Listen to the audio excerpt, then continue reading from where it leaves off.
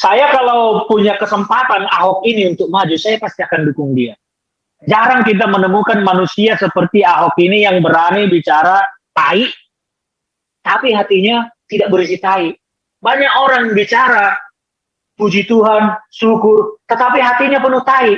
Ahok ini bukan tipikal manusia begitu. Hanya sayang sekarang, hak politiknya memang jadi rusak. Kesempatannya untuk menjadi pemimpin di negara ini pun hilang. Gara-gara apa? Kasus yang terjadi menimpa dirinya. Akibat dari politik identitas. Tapi kalau secara personalnya, manusia satu ini memang unik. Manusia luar biasa. Saya kalau suatu saat punya kesempatan memperbaiki undang-undang, maka hak politiknya Ahok akan saya kembalikan. Supaya dia bisa menjadi salah satu pemimpin bangsa ini. Kalau tidak, dia menjadi ketua KPK. Saya yakin ini koruptor pada kencing di celana pas saat pulang dari kantor ke rumahnya. Ya, itu yang. Tapi kalau untuk menyikat itu tidak akan ada yang berani. Saya berani taruhan. Tidak akan ada yang berani. Begitu kuatkah?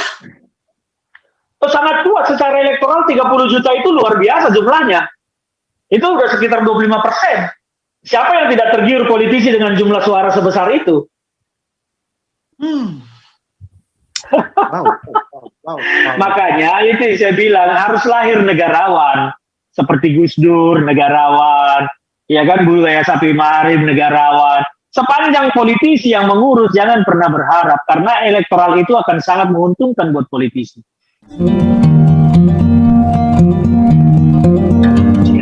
Begitu, Pak. Pak Ferdinand, sebentar. Iya. Kalau nama ini yang saya ungkapkan, pandangan Anda gimana? Ahok. Ahok ini manusia langka dan manusia unik. Ya. Saya kalau punya kesempatan Ahok ini untuk maju, saya pasti akan dukung dia.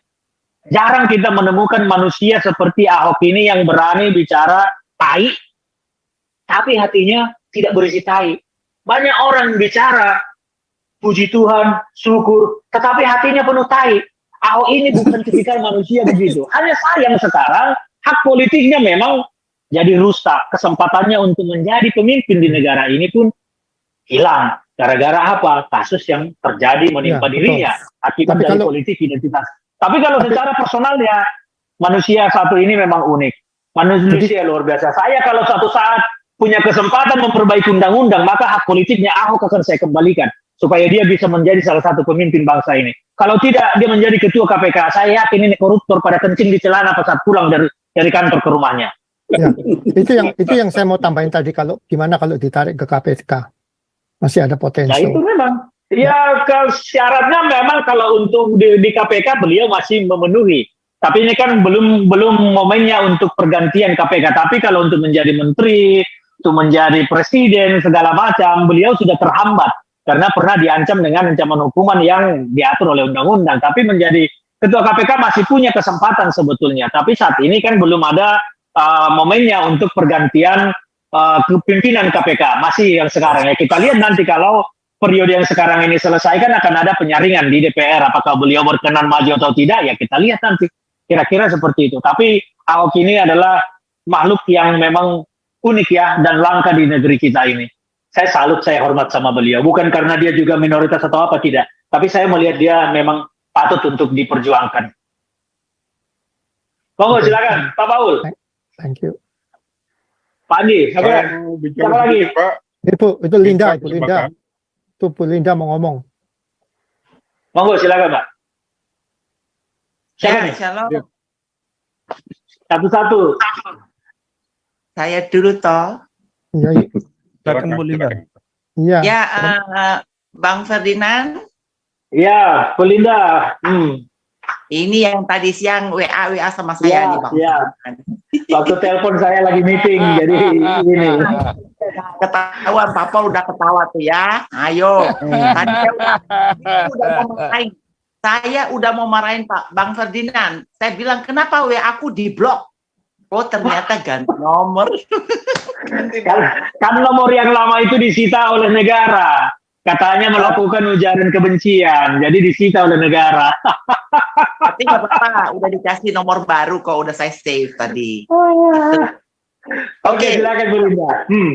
Mau bertanya dulu, sebagai rakyat ya dan anak bangsa, saya mau tanya ke Pak Bang Ferdinand, setuju nggak bahwa ada statement yang berkata bahwa pisahkan negara dari agama? Bang Ferdinand setuju statement ini? Saya orang yang sering mengampanyekan itu. Kenapa? Agama ini adalah hubungan personality manusia dengan Tuhan yang dia yakini. Apakah Tuhannya dia pohon, batu, atau Tuhan yang pernah diyakini yang tidak tahu wujudnya dia di mana. Tetapi bagi saya, soal agama ini adalah hubungan personal manusia dengan Tuhan yang diakui. Maka negara pun tidak boleh mencampuri itu karena agama tidak diberikan oleh negara, tetapi diberikan oleh Tuhan. Terlepas itu Tuhan yang dipercayainya siapa. Jadi kalau menurut saya, negara tidak boleh masuk terlalu jauh kepada soal-soal ketuhanan, keyakinan manusia. Tetapi negara harus hadir di situ untuk memfasilitasi masyarakatnya untuk bisa memuji, memuliakan, beribadah, segala macam hal, melakukan hal-hal bagaimana dia mengekspresikan ketuhanan yang diyakininya, mengekspresikan agama yang diyakini. Karena apa? Ibadah itu kan adalah sebuah ekspresi bagaimana kita menunjukkan kita menghormati Tuhan. Maka negara hanya boleh memfasilitasi itu, tetapi tidak boleh menghambatnya. Maka negara harus memfasilitasi, sekali lagi harus memfasilitasi. Nah kalau sekarang yang terjadi di negara kita, ada SKB 2 menteri, bahwa kalau untuk membangun ini harus ada ini. Kok kenapa jadi manusia yang mengatur manusia lain untuk beribadah? Beribadah itu harusnya tidak punya izin. Tetapi kalau untuk diatur supaya baik, memang harus kita dukung. Contohnya apa? Ketika sebuah rumah ibadah berdiri di komplek perumahan lah kita anggap ya, atau dekat dengan jalan raya, maka pemerintah boleh mengatur aturan di sana supaya baik. Contohnya, jangan parkir menghalangi jalan. Kalau bisa parkirnya di sini, ke lahan parkir sendiri. Kalau tidak ada, ya udahlah datang ke gereja, jangan bawa mobil semua. Apalagi kalau HKBP ini orang Batak, nggak bangga dia ke gereja kalau nggak bawa mobil sendiri. Nah, hal-hal begini yang harus kita atur, dan negara boleh mengatur itu. Tetapi membuat izin, negara tidak punya hak harus mengeluarkan izin supaya orang beribadah atau mendirikan rumah ibadah. Tetapi negara harus memfasilitasinya. Itu yang harus terjadi. Tapi mengatur supaya baik, negara boleh. Mengatur dengan memberikan izin itu dua hal berbeda. Menurut saya begitu, Bu Linda. Oke, yang Bang Ferdinand ngomong itu betul. Itu teorinya, Bang. Faktanya kan tidak demikian. Nah inilah yang harus sebetulnya digedor. Memang akan sangat sulit terjadi. Karena apa? Ya itu tadi, kalau orang-orang kelompok-kelompok yang memang ekstrim memahami agama ini tidak ada, hal itu sebetulnya bisa terjadi. Tetapi karena orang-orang yang ekstrim memahami agama, yang katanya orang-orang mabuk beragama ini menjadi sulit dilakukan. Apalagi kalau sudah ada mayoritas-minoritas. Dan ini juga bukan hanya terjadi di kita. Di negara-negara lain yang satu agamanya juga mayoritas, dan agama di sini mayoritas, di sana minoritas, juga mengalami hal yang sama. Dan itulah yang terjadi. Karena memang sentimen dari agama ini sangat tinggi. Sangat luar biasa. Gampang sekali untuk membakar. Karena dia kita bawa sejak kecil. Tersangkut di hati, tersangkut di pikiran. Jadi bukan hanya di kita, seperti kalau kita bilang di India, ya di sana juga Muslim sebagai minoritas mengalami tekanan juga. Nah kita juga di sini mengalami tekanan yang sama hanya di negara-negara yang sudah maju seperti Eropa, Amerika dan Barat sana. Sepertinya ini jarang ditemukan terjadi, ya. Tetapi di negara-negara Asia ini masih banyak terjadi karena apa ya itu tadi. Kita juga masih banyak bodoh. Pemerintahnya juga masih melihat agama itu sebagai sesuatu yang kadang-kadang orangnya itu tadi lupa sama Tuhan, hanya ingat agamanya. Itu yang terjadi di kita. Olahraga sangat kok. Yang tidur. Iya. Oke. Gimana Bu Linda? Ya, Jadi gini Bang Ferdinand, mengapa saya ngomong seperti itu? Dasarnya itu karena kan kita saksikan sendiri ya bagaimana kaum Kristiani ditindas ya, ketidakadilan. Itu yang membuat saya sorry saja ya, di antara ketiga calon presiden kandidat belum ada satupun yang masuk di hati saya. Ya. Apalagi yang mantan gubernur itu tidak akan pernah. Ya. Oke. Next pertanyaan saya adalah, menurut Bang Ferdinand, apakah di antara tiga kandidat calon presiden ini nantinya kalau mereka memimpin akan mampu menjalankan prinsip ini? Gimana? Coba agak putus. Halo? Di antara ketiga kandidat calon presiden ini, Oh, apakah akan melakukan itu? Jadi begini, saya harus paham. Kalau bicara tentang 3 kandidat ini, siapa yang akan berani melakukan itu secara tegas? Saya berani taruhan tidak satu pun akan berani melakukan itu secara tegas. Masa Prabowo Tidak akan nggak berani, Pak?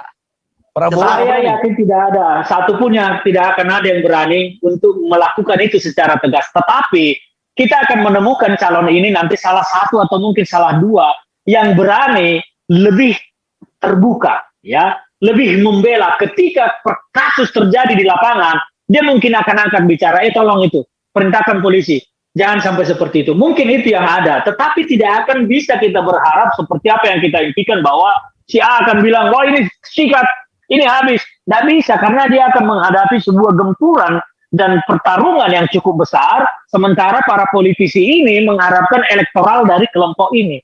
Ini suaranya luar biasa. Kalau kita melihat data statistik BNPB telah menyampaikan bahwa jumlah kelompok-kelompok dari kelompok ini sudah hampir 30 jutaan orang. Dan ini kalau dihitung secara elektoral ke suara DPT pemilih ini luar biasa. Jadi siapapun sepanjang dia masih politisi, jangan pernah berharap akan tegas, keras terhadap orang ini, apalagi menghajarnya, memukulnya, mencambuknya, menonjoknya, segala macam.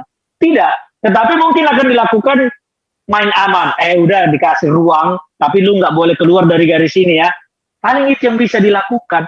Tapi kalau untuk menyikat itu tidak akan ada yang berani. Saya berani taruhan. Tidak akan ada yang berani.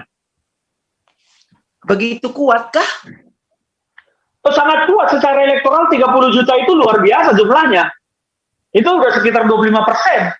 Siapa yang tidak tergiur politisi dengan jumlah suara sebesar itu?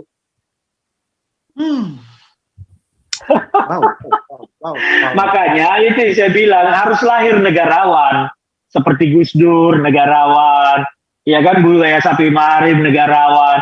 Sepanjang politisi yang mengurus, jangan pernah berharap, karena elektoral itu akan sangat menguntungkan buat politisi. Gitu, Bu Linda. Ya, Pak Firdi. Kau bilang kau menang debat, lawan domba yang sesat.